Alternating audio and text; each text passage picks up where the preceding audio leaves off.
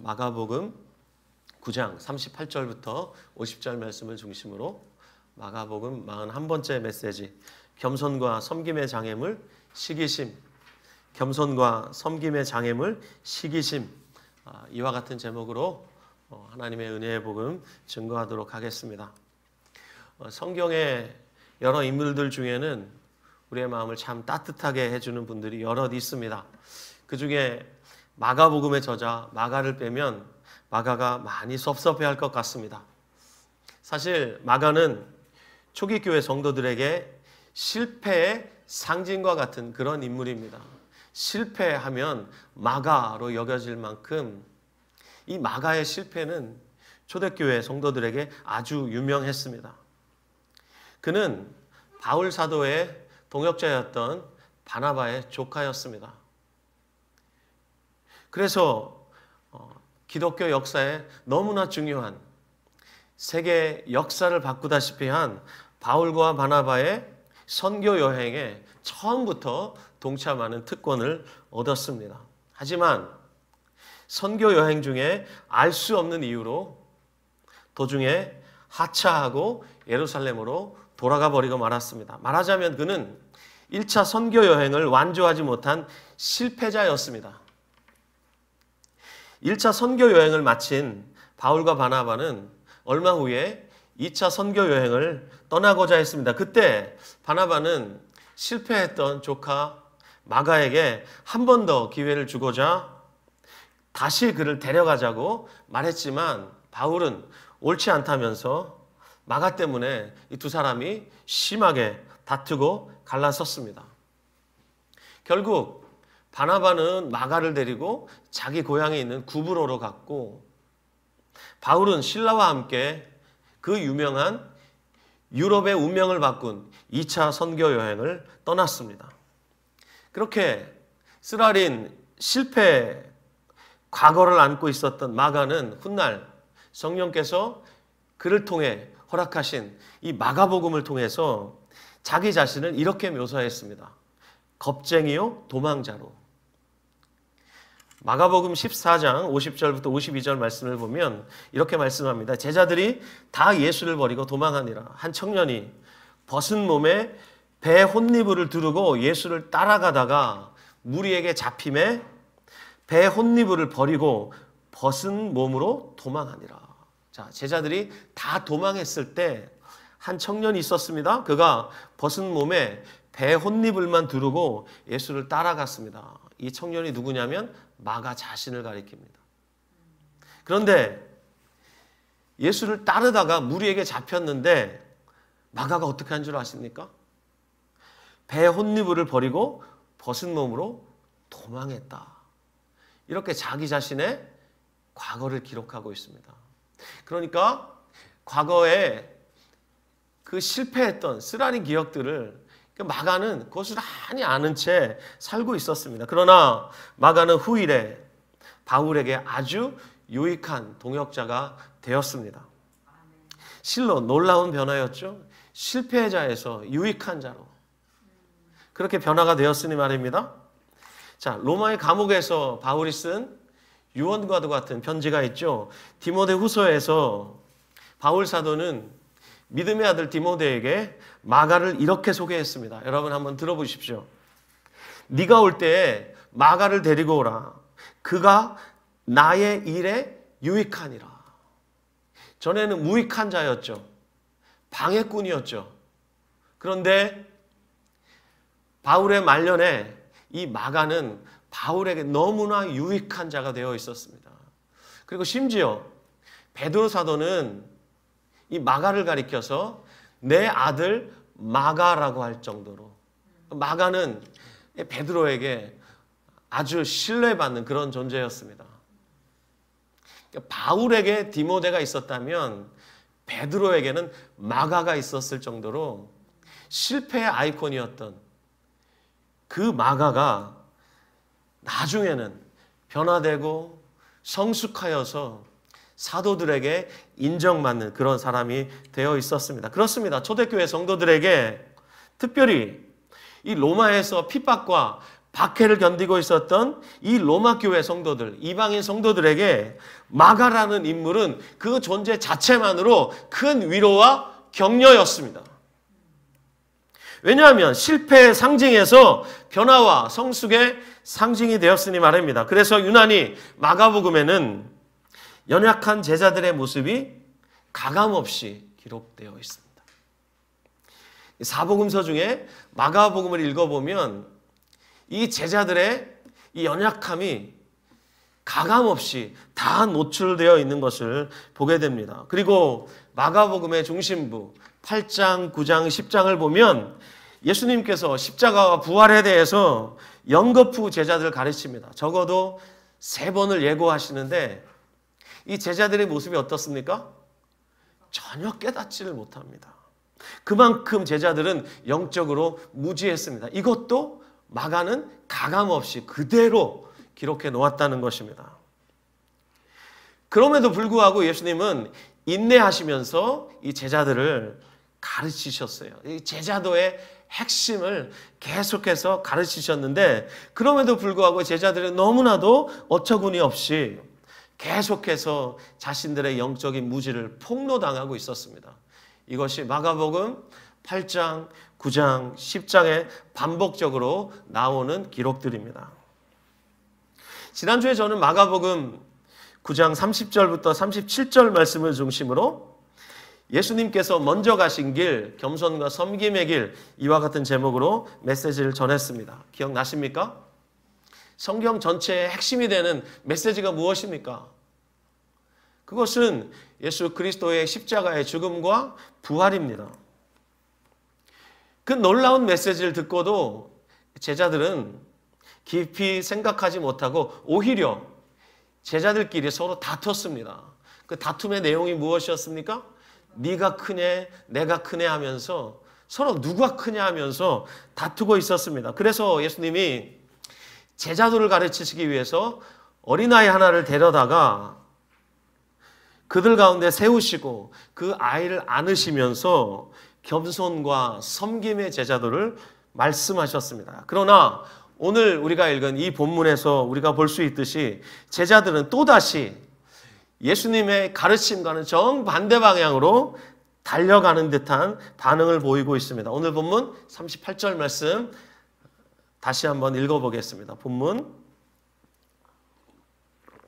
38절 시작.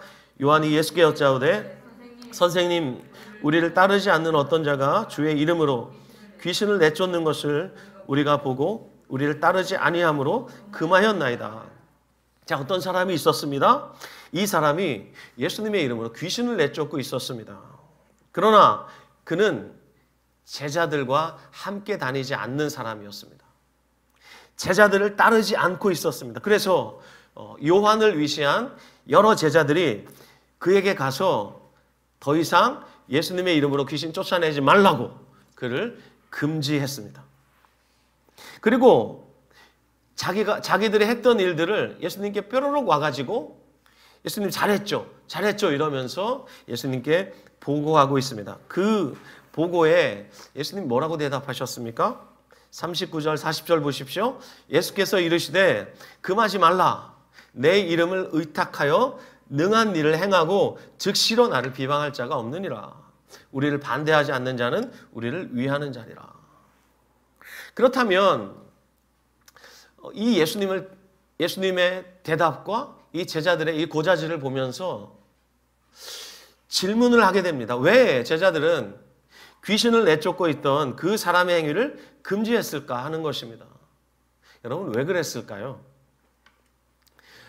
우리는 이미 마가복음 9장에서 변화산 사건을 주목해 보았습니다. 예수님이 변화산에 베드로와 야고보, 요한 이 3명의 제자, 핵심 제자를 데리고 변화산으로 올라가셨습니다. 그리고 변화산 위에서 영광스럽게 변화되셨습니다. 제자들이 깜짝 놀랄 만큼 예수님의 모습이 너무나 영광스러웠습니다. 그리고 거기에 모세와 엘리야가 나타난 것을 보고 제자들이 깜짝 놀랐습니다. 그 영광스러운 사건을 변화산 위에서 이 3명의 제자들이 체험할 동안 그 아래에서 나머지 9명의 제자들은 어린 소년에게 들어온 이 더러운 귀신을 내쫓지 못하고 귀신에게 계속 시달리면서 9명의 제자가 끙끙 앓고 있었습니다. 그래서 예수님이 변화산에서 내려오셔서 그 귀신을 내쫓아 주셨던 그런 제자들의 마음속에는 이 실패로만 기억되는 그 악몽과도 같은 그런 실패 기억들이 그들의 뇌리를 꽉 채우고 있었습니다. 그런데 오늘 본문에 등장하는 어떤 사람이 실패한 제자들과 대조적으로 귀신을 그냥 팡팡 내쫓고 있는 거예요. 성공하고 있는 거예요. 그걸 보고 제자들 마음속에 무언가 꿈틀거리기 시작했습니다. 그것이 무엇입니까? 시기심이라는 것입니다. 지난주 여러분에게 말씀드렸습니다. 예수님은 하나님과 동등하신 분이십니다. 하나님의 본체이십니다. 사람의 아들이 사람이듯이 하나님의 아들은 하나님이시죠. 하나님이신 예수님이 하늘 영광을 버리시고 자기를 비우셨습니다. 이 그리스도의 케노시스에 대해서 지난주에 말씀드렸고 그 예수님께서 하늘 보좌를 버리시고 종의 형체를 가지시고 우리 사람들과 똑같은 모습으로 성육신 하셨습니다. 그렇게 하늘 보좌를 버리시고 가장 낮은 곳으로 가장 작은 자의 자리로 내려오신 예수님 앞에서 제자들은 어처구니 없게도 누가 크냐 이러면서 서로 다퉜습니다. 그런데 여러분 꼭 기억하셔야 할 것이 있습니다. 누가 크냐 하면서 다투고 있었던 그 제자들의 모습, 그 모습은 바로 타락한 아담의 본성이었다는 것 말입니다.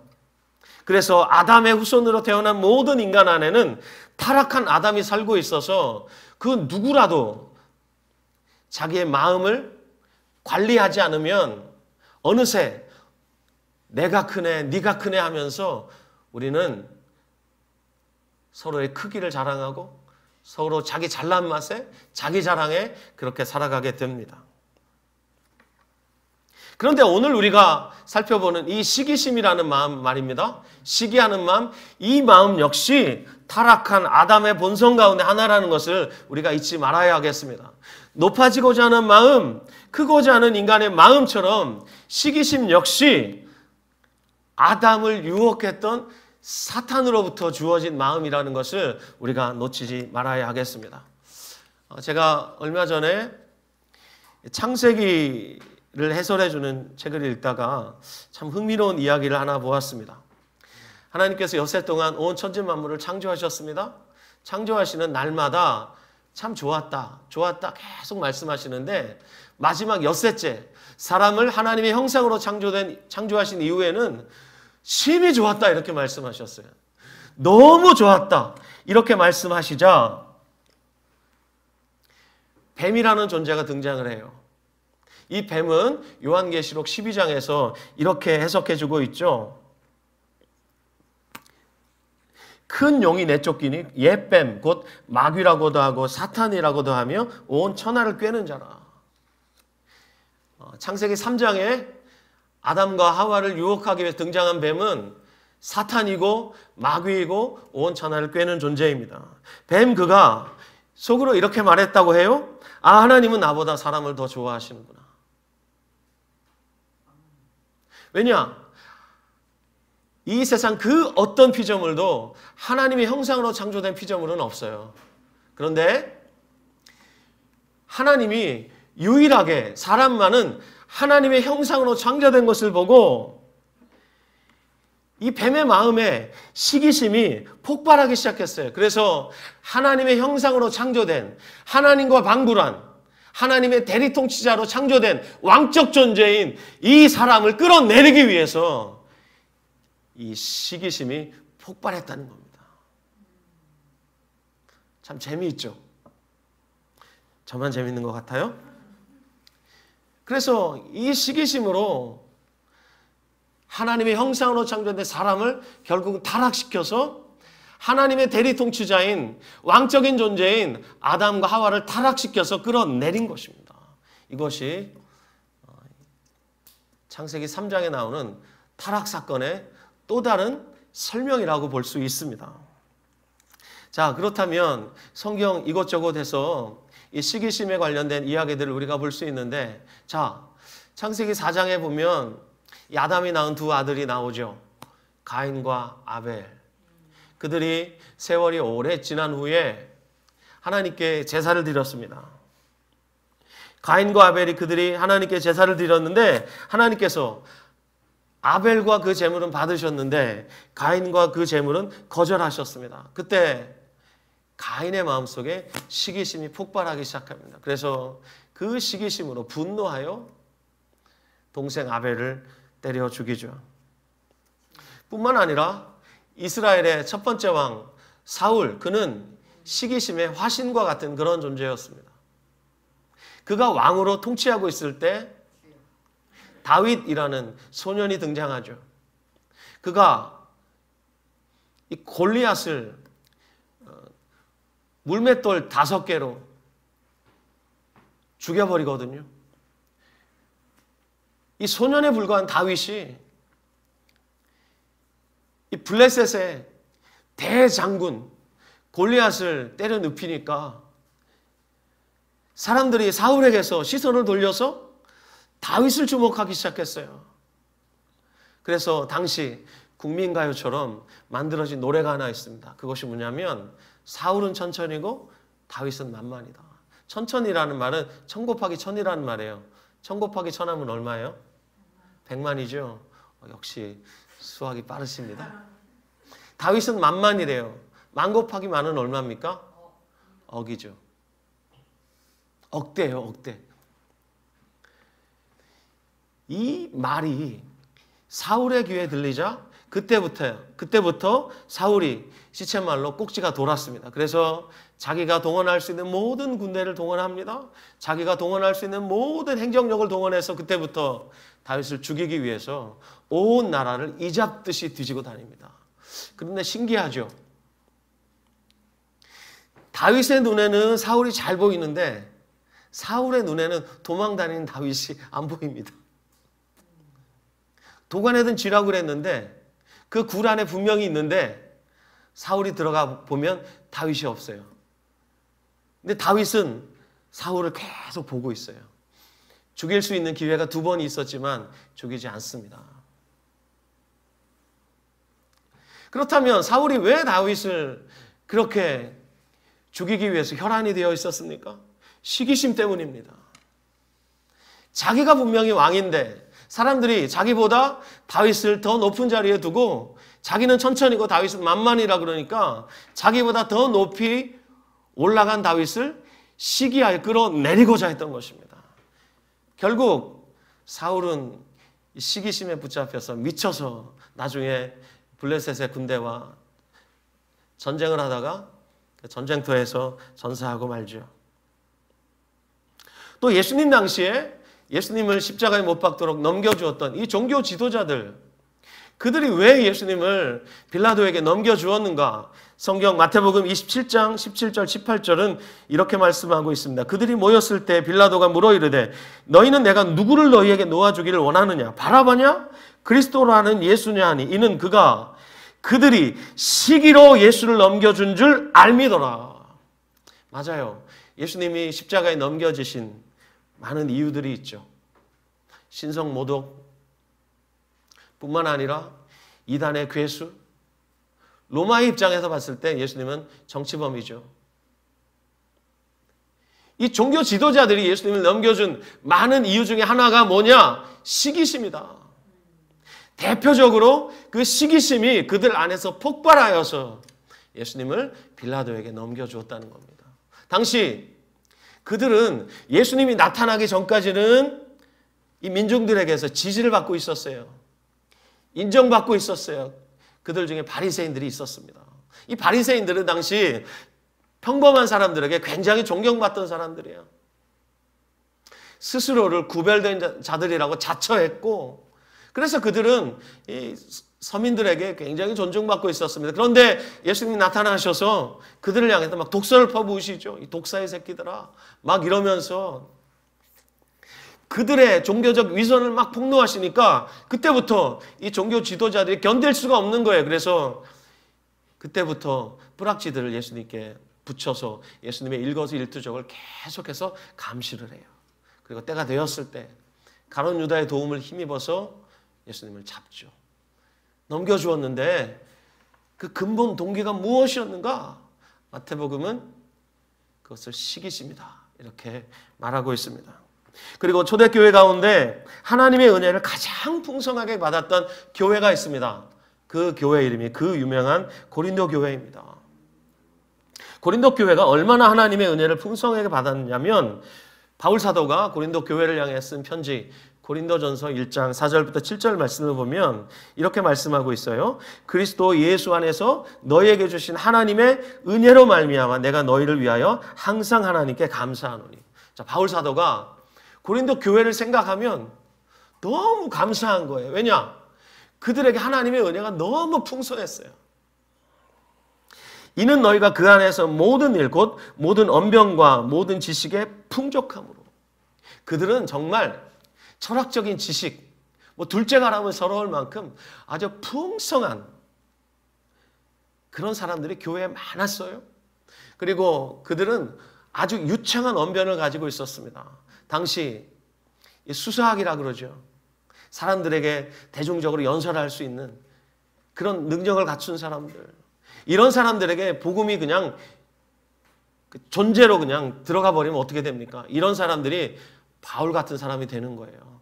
그래서 이 유창한 언변을 가지고 복음을 변증하기 시작하면 그 당시 철학에 심취되어 있던 사람들이 그냥 판판이 깨지는 거예요. 봐봐요. 얼마나 고린도 교회가 축복을 많이 받았어요. 또 고린도 교회는 모든 은사의 부족함이 없이 주 예수 그리스도의 나타나심을 기다리고 있었어요. 와, 그들은 성경에 나오는 은사란 은사는 다 가지고 있는 그런 교회였어요. 그리고 놀랍게도 그들이 그리스도의 재림까지 기다리고 있는 정말 경건한 사람들이었어요. 이게 고린도 교회의 시작입니다, 여러분. 그런데 고린도 교회는 그 풍성한 은혜를 가지고 성령을 따라 살지 않고 사람을 따라 행하면서 서로 시기하고 분쟁했습니다. 고린도전서 3장 3절부터 5절 말씀 우리 찾아서 한번 읽어볼까요? 고린도전서 3장 3절부터 5절 말씀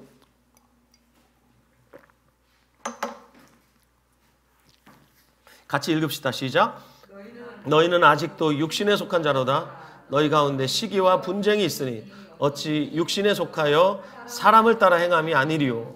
어떤 이는 말하되 나는 바울에게라 하고 다른 이는 나는 아볼로에게라 하니 너희가 육의 사람이 아니리요. 그런즉 아볼로는 무엇이며 바울은 무엇이냐? 그들은 주께서 각각 주신 대로 너희로 하여금 믿게 한 사역자들이니라. 고린도 교회는 분열과 다툼으로 얼룩진 교회입니다.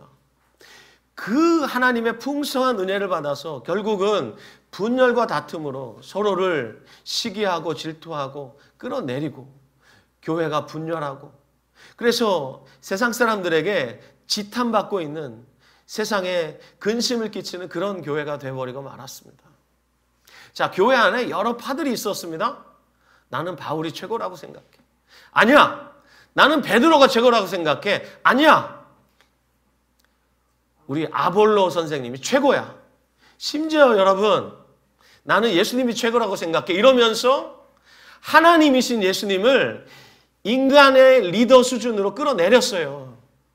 보십시오. 그들의 시기가 폭발하면 어떻게 됩니까? 하나님도 사람 수준으로 그냥 끌어내려버리는 거예요. 그렇게 그들이 분열하고 시기하고 다투고 있었습니다. 그들 안에 시기심이 폭발하고 있었다는 것을 볼 수 있습니다. 여러분, 제가 몇 가지 예만 들어드렸지만 시기심이라는 타락한 아담의 본성이 지배하는 곳에는 여지없이 다툼과 분열과 죽음의 역사가 있습니다. 자, 오늘 예수님 앞에서 어떤 한 사람이 귀신을 쫓지 못하게 했다고 자랑스럽게 말하고 있는 이 제자들 지난 시간에 우리가 살펴본 대로 이들은 이미 이 세속적인 탐욕으로 그들의 마음을 가득 채우고 있었죠. 이제 예수님이 곧 로마 제국으로부터 유대인들을 해방시키실 텐데 그렇게 되면 로마 제국을 물리치고 유대인들을 내각에 등용할 텐데 그때 베드로가 속으로 자기를 자화자찬하고 있지 않았겠습니까? 그래도 내가 명색이 예수님의 수제자인데 적어도 내가 총리는 되겠지 이러고 있었단 말이에요.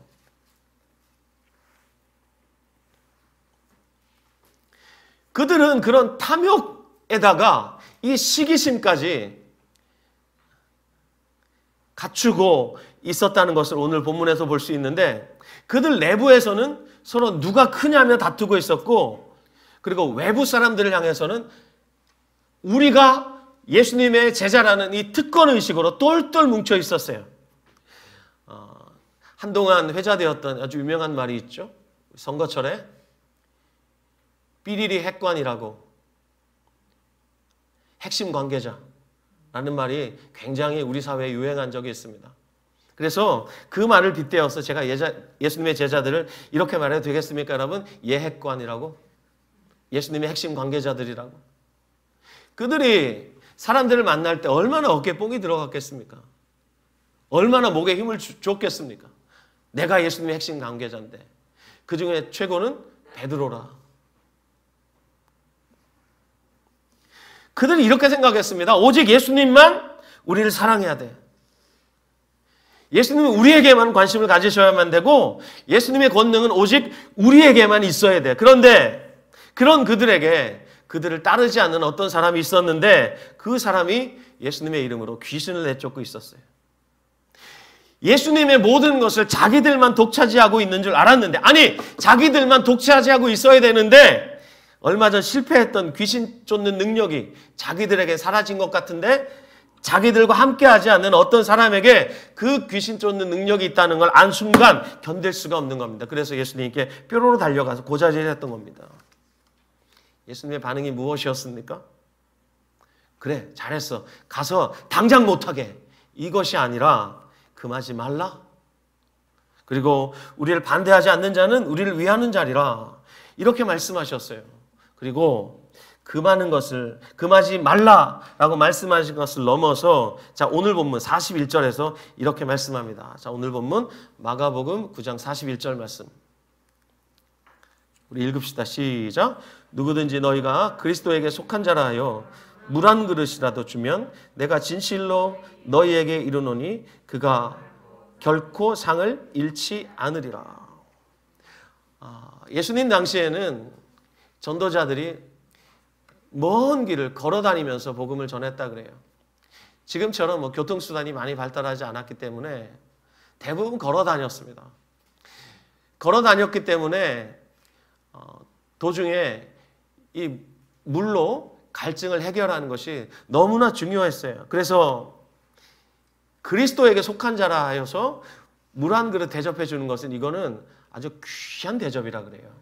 그냥 우리가 먹다 마신 물 이렇게 주는 차원이 아니라 그분들을 정말 귀한 분들로 영접하고 또 그분들의 사역을 위해서 물 한 그릇을 정성스럽게 대접해 주는 것 이건 정말 귀한 대접이었다 그래요.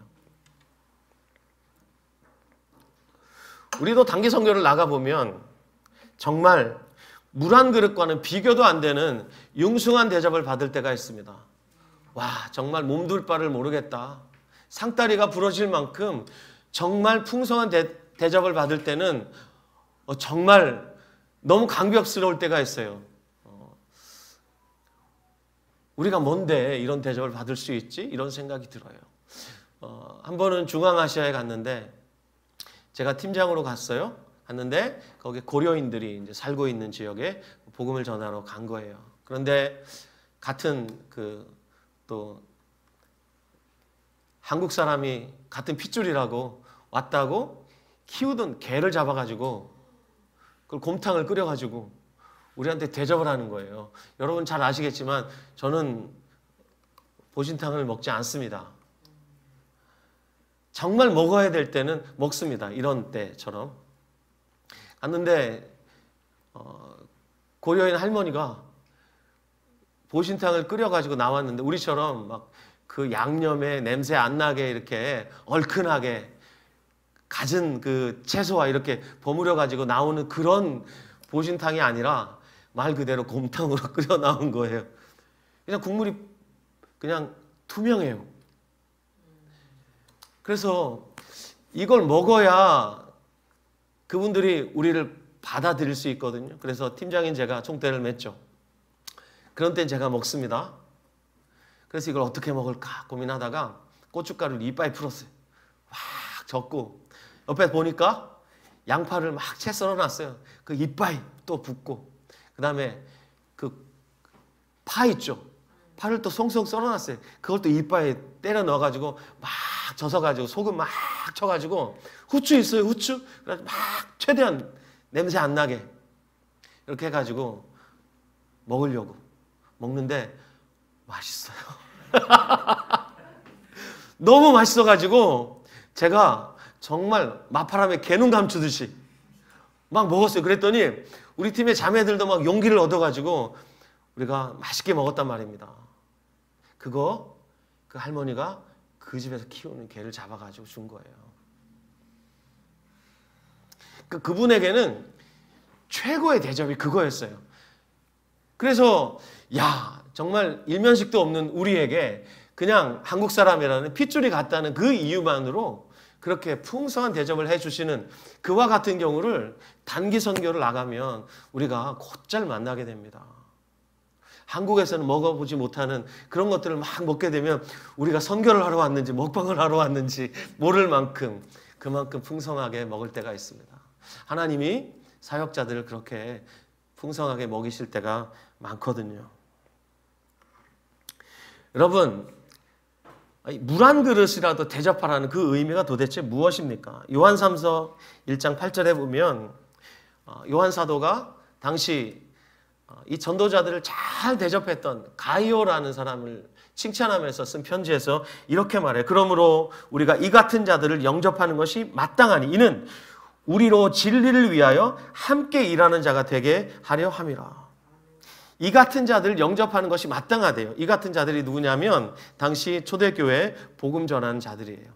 먼 길을 걸어 다니면서 복음을 섬기는 자들이에요. 이들은 전대를 차고 있지 않습니다. 들어가는 마을마다 섬김을 받고 그 섬김의 힘을 얻고 또 다른 마을로 가는 정말 말 그대로 하나님의 이끄심을 따라서 복음을 전하는 것을 주업으로 삼고 있는 그런 사람들이에요. 그런 사람들을 가이오라는 사람이 아주 잘 영접해가지고 대접을 잘했대요. 그래서 요한 사도가 그 사람을 칭찬하죠. 그래서 그에게 남긴 유명한 말이 있죠. 사랑하는 자여, 내가 내 영이 잘됨 같이 내가 범사에 잘되고 강건하기를 내가 간구하노라. 그만큼 사도 요한이 이 가이오를 아주 기뻐했어요. 가이오를 향해서 이렇게 말한 거예요. 이 같은 자들을 영접하는 것이 마땅하다. 이는 우리로 진리를 위하여 함께 일하는 자가 되려 함이라. 여러분, 이 전도자에게 물 한 그릇 준다는 것이 무엇이냐면 그의 사역에 함께 일하는 것이 되는 거예요. 지난해와 올해 우리 성도들이 우리 교회가 파송한 여러 선교사님들에게 적지 않은 재정을 후원했습니다. 차량 지원금, 또 코로나 치료비, 또 지금 우크라이나의 이 전쟁의 위기 가운데 난민들 섬길 수 있도록 난민 캠프를 위한 지원금들, 우리 성도들이 정말 힘에 지나도록 그렇게 선교 헌금을 보내왔습니다.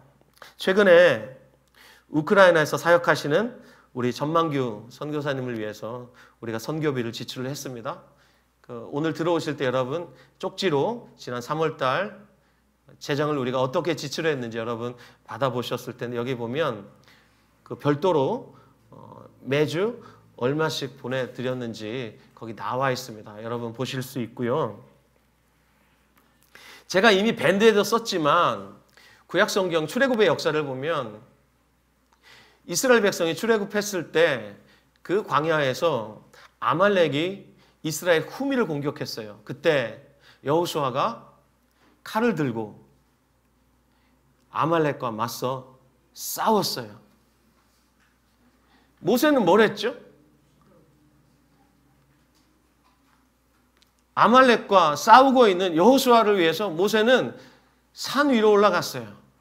그래서 이스라엘 군대와 아말렉 군대가 싸우고 있는 그 전장을 바라보면서 손을 들고 기도하기 시작했어요. 그런데 희한한 일이 일어나죠. 모세의 손이 올라가면 이스라엘이 아말렉을 막 밀어붙여요. 그런데 모세의 손이 점점 내려오면 이스라엘이 수세에 몰려요. 그걸 보면서 아론과 훌이 모세의 손을 잡아 올려요. 그래서 해가 지기까지 모세의 손이 내려오지 않아서 결국은 이스라엘이 아말렉을 이기거든요. 그걸 보면서 우리는 알 수 있어요. 이스라엘 군대가 전쟁터에서 아말렉과 싸우고 있었을 때 모세와 그 동역자들은 산 위에서 기도로 함께 싸웠다는 것을 말입니다. 필드에서 실제로 칼을 들고 전쟁을 했던 여호수아와 모세의 싸움이 다르지 않았다는 것을 우리는 알 수 있어요. 모세는 그렇게 전쟁에 동참한 것입니다. 우리 공동체가 선교사님들을 생각하면서 매달 혹은 긴급하게 기도하며 보내드리고 있는 선교 재정 역시 우리 공동체가 지금 선교사님들과 함께 동역하고 비록 2억 마일리에서 우리가 떨어져 있지만 그들과 동역할 뿐 아니라 그렇게 동행하고 있다는 것을 우리가 말해주고 있는 것과 진배 없습니다. 이 모든 것이 그리스도에게 속한 작은 자에게 물 한 그릇이라도 섬기라는 주님의 말씀에 대한 순종입니다. 정말이지 여러 모양으로 지금까지 주님께 순종하시면서 주님의 손과 발이 되어 주님과 함께 걸어가지고 계시는 성도 여러분에게 정말 응원과 앞으로도 그렇게 계속 사시라고 제가 격려를 드립니다. 하나님 나라의 일은 어느 한 지역교회, 한 교회에 맡기지 않으셨습니다. 한 대형교회가 감당할 수 있는 것 정말 많이 있지만 그 한 대형교회가 감당할 수 있는 것은 하나님 나라의 전체 사역에서 보면 정말 작은 부분에 불과합니다. 우리같이 작은 교회는 우리 교회에게 허락하신 사명이 이것이라고 여기는 부분에 생명을 다해서 순종하면 되는 것입니다. 다른 영역은 주님께서 다른 통로를 통해서 주님의 방법으로 주님의 때에 주님의 일을 이루십니다. 이런 의미에서 우리 처음사랑교회는 그리스도의 우주적 교회의 작은 지역교회라고 볼 수 있습니다. 이 작은 지역교회에 속한 여러분과 우리는 사람의 몸으로 비유하자면 그 몸의 각 지체입니다. 어떤 사람은 눈이고 어떤 사람은 손일 수 있고 어떤 사람은 발일 수 있습니다. 우리 각자는 고유하고 특별한 존재로서 그리스도의 몸된 교회 공동체에 속하여 있습니다. 특별히 오늘은 우리가 매월 첫 주에 거행하는 성찬식과 함께하는 예배입니다. 우리 주 예수께서 찢기신 몸과 흘리신 피를 기념하는 떡과 잔에 참여하는 이 성찬식에 관해서 바울 사도가 분열과 다툼으로 얼룩졌던 고린도 교회에 보낸 편지가 있는데 거기서 바울 사도가 이렇게 말했습니다. 고린도전서 10장 16절 17절 말씀 제가 봉독하겠습니다. 우리가 축복하는 바 축복의 잔은 그리스도의 피에 참여함이 아니며 우리가 떼는 떡은 그리스도의 몸에 참여함이 아니냐. 한번 따라 하실까요? 떡이 하나요. 많은 우리가 한 몸이니 이는 우리가 다 한 떡에 참여함이라. 자, 떡이 하나요. 많은 우리가 한 몸이니 이는 우리가 다 한 떡에 참여함이라. 이렇게 말씀하고 있습니다. 오늘 이 제자되어 가는 예수님의 말씀 앞에 다시 서 있는 저와 여러분, 겸손과 섬김의 본이신 예수님을 따라가는 이 십자가의 길에서 우리가 반드시 만나게 될 이 시기심이라는 장애물, 이건 반드시 극복해야 되는 것입니다. 이 시기심은 반드시 우리가 넘어야 돼요. 유명한 그리스의 철학자 아리스토텔레스는 시기심을 이렇게 정의했습니다. 자기가 갖지 못한 좋은 것을 이웃이 가졌을 때 그 사실 때문에 슬퍼하는 것이다. 이게 시기심이래요. 질투와 시기가 별로 차이가 안 나는 것 같죠. 근데 심리학자들, 철학자들은 시기와 질투를 구별해서 말해요.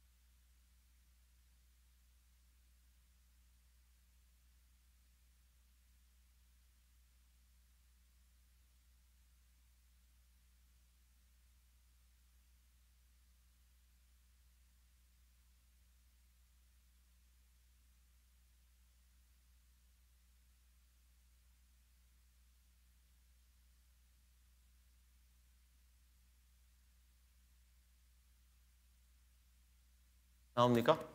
잘 들리시죠? 예.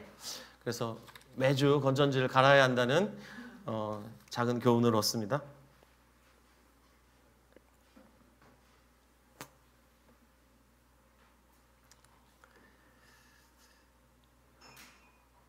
자, 시기심은 자기가 갖지 못한 좋은 것을 이웃이 가졌다는 것 때문에 슬퍼하는 것이라 그래요.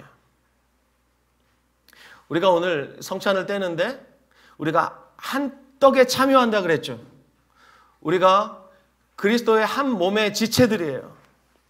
이것이 무슨 의미냐면 우리 안에 누군가의 부요함이 우리 공동체 전체의 부요함이 된다는 거예요. 왜냐? 우리가 그리스도 안에 지체로서 한 몸을 이루고 있기 때문에 그래요. 우리 중에 누군가의 풍성한 경험이 우리 공동체의 풍성한 경험을 유익으로 줍니다. 그리고 우리 중에 그 누군가의 뛰어난 은사가 있다면 그 은사가 공동체를 유익하게 만듭니다. 그리고 우리 중에 누군가가 물질의 부를 가지고 있다면 그것을 우리가 다 나눴으면 얼마나 좋겠습니까? 그러나 자본주의 사회에서는 그것이 안 되죠. 그 사람이 가진 부가 우리 공동체의 이름으로 다른 곳에 흘러갈 수 있다면 우리 공동체는 그 재물을 가지고 하나님께 영광을 돌릴 수 있는 자격을 가진 몸이 되는 것입니다. 그래요. 이것이 몸이라는 것의 비밀입니다. 한 몸 안에 존재하며 한 떡에 참여하고 있는 우리 공동체 성도들 안에 누군가가 좋은 것을 많이 가지고 있다면 그 유익은 한 몸 안에 속해 있는 우리 모두가 함께 누린다는 사실을 우리가 알아야 합니다. 반대로 누군가가 큰 결핍을 느끼고 있다면 그것은 한 몸 안에 속한 우리 모두의 탄식이라는 점도 우리가 알아야 합니다. 예수님 말씀하셨죠? 우는 자들과 함께 울고 즐거워하는 자들과 함께 즐거워하라고. 어느 교회 가족 찬송 경연대회가 있었습니다. 한 집사님 가족이 찬송을 불렀는데 부르다가 집사님이 가사를 틀리고 말았습니다. 그래서 교인들이 막 깔깔대고 웃었습니다. 그러자 그 집사님의 얼굴이 홍당무가 되어버렸습니다. 그래서 얼른 찬송을 마치고 자리로 돌아와서 고개를 들지 못하고 있었습니다. 이어서 그 교회 장로님 가정이 찬송을 부르기 시작했는데 이 장로님은 찬송가 가사를 잘 안 까먹는 그런 아주 두뇌가 명석한 그런 장로님이었는데 이 장로님이 갑자기 가사를 틀리게 막 부르기 시작하는 거예요. 그랬더니 교인들이 다시 막 깔깔대고 웃었어요. 그리고 장로님의 부인이신 권사님이 장로님을 째려보면서 왜 저래?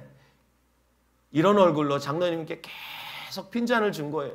자녀들도 우리 아버지가 오늘따라 왜 이러지? 이러면서 찬송을 부르고 자리로 돌아갔어요. 그렇게 해서 찬송가 경연대회가 끝나고 얼마 후에 장로님은 하나님의 부르심을 받고 소천하셨습니다. 자, 장례를 마치고 이 장로님의 유품을 정리하는 와중에 이 가족들과 교회 중직들이 함께하게 됐는데 장로님의 일기장을 발견했습니다. 그 일기장에 이렇게 적혀 있더랍니다. 몇 월 며칠 교회 가족 찬송 대회가 있었다. 김 집사가 찬송을 부르다 틀려서 교인들이 다 웃었는데 김 집사가 너무 무안해했다. 분위기가 이상해지는 것 같아 그 다음 차례로 우리 가정이 찬송을 부를 때 나도 일부러 틀려주었다. 다시 교인들은 깔깔대며 웃었다. 그때 슬쩍 김 집사를 보니 아, 장로님도 가사를 틀렸구나 라고 생각하며 안도하는 것 같았다. 오늘도 작은 일로 한 영혼의 위로를 줄 수 있어서 기쁜 하루였다.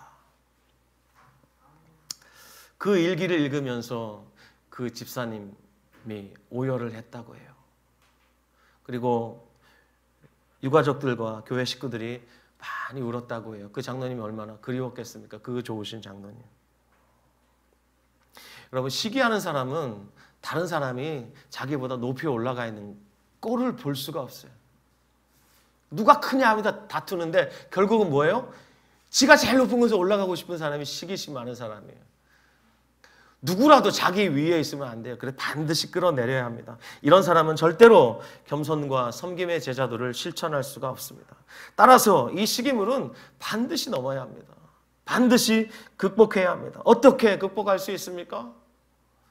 방법은 단 한 가지밖에 없어요. 그것은 사랑이신 예수님을 마음속에 모셔드리는 겁니다. 여러분 기억하십시오. 타락한 아담의 본성, 이 시기심, 이것이 누구로부터 왔습니까? 사탄으로부터 왔어요. 마찬가지예요. 이 시기심이 사탄으로부터 왔다면 이 시기심을 극복할 수 있는 사랑은 주님으로부터 우리가 받아야 돼요. 어떻게 받아요? 로마서 5장 5절 말씀 이렇게 말씀합니다. 소망이 우리를 부끄럽게 하지 아니하면 우리에게 주신 성령으로 말미암아 하나님의 사랑이 우리 마음에 부은 바 됨이니. 그렇습니다. 저와 여러분 성령을 모시고 있으면 성령이 우리 가운데 임하시면서 하나님의 사랑이 우리 가운데 이미 부어졌어요. 그러므로 이것을 믿고 사랑하려고 결정하면 그때부터 우리의 마음속에 정말 거짓말처럼 사랑하기 싫어서 그렇지 정말 믿음으로 사랑하기를 결정하고 순종하여서 한 걸음 떼면 놀랍게도 우리의 마음에 사랑하는 마음이 막 일어나요. 그것을 우리 모두가 풍성하게 경험했으면 좋겠습니다. 자, 오늘 본문에서 이 작은 자 하나를 실족하여 넘어지게 하는 자가 당하게 될 형벌을 말씀하고 있습니다. 42절부터 말씀하고 있죠. 이 형벌이 얼마나 끔찍한 것인지 말씀하고 있는데 한마디로 정리하면 무엇입니까? 지옥에 던져지는 것이다. 그렇다면 이 42절부터 49절까지의 내용을 이렇게 정리할 수 있습니다. 참혹한 형벌 가운데서 영원히 고통당하는 것보다 지금 이 세상에서 불구자가 되어서 천국에 들어가는 것이 훨 낫다. 그래서 너무 좀 끔찍한 비유지만 손을 찍어버려라. 발을 찍어버려라. 눈을 빼버려라. 이런 단호한 결단으로 우리 가운데 있는 지극히 작은 자, 그리스도에게 속한 지극히 작은 자 하나를 실족하게 하는 범죄, 거기에 대해서 우리가 단호하게 맞서야 된다는 거예요. 그 죄가 있다면 끊어버려야 된다는 거예요. 이제까지 그런 삶을 살지 않으셨다면 앞으로도 우리가 그런 경우를 만나게 될 때를 대비하여서 그럴 경우에 이 말씀을 기억하시면서 절대로 그리스도에게 속한 작은 자를 실족해서는 안 되겠구나. 시기심으로 그 사람을 끌어내려서는 안 되겠구나. 오히려 나를 딛고 올라가십시오라고 말하면서 내가 디딤돌이 되어주기로 결정을 해야지. 나보다 높아졌다고 해서 끌어내리는 데 혈안이 되어 있으면서 그렇게 살아가면 절대로 안 된다는 주님의 엄미한 말씀입니다. 이런 결단이 여러분에게 있기를 바랍니다. 그리고 50절 말씀에서 이렇게 말하죠. 너희 속에 소금을 두고 서로 화목하라. 소금은 이런 속성이 있대요. 오래 두면 결속력이 강해져서 하나의 덩어리가 된다고 합니다. 이걸 빗대어서 이렇게 여러분에게 말씀드리고 싶어요. 우리 교회에 오래 머물면 머물수록 우리 교회 안에서 더욱 서로 연합하고 결속력이 단단해지는, 그래서 너나 할 것 없이 높아진 사람을 끌어내리려는 이 시기심이 작동할 필요가 없는 그런 공동체가 되었으면 해요. 우리 처음 사랑 교회가. 그래서 여러분 안에 혹시라도 그리스도에게 속한 작은 자를 실족해 한 일이 생각이 나거든 오늘 회개하면서 다시는 내가 시기심으로 사람을 끌어내리지 않으리라.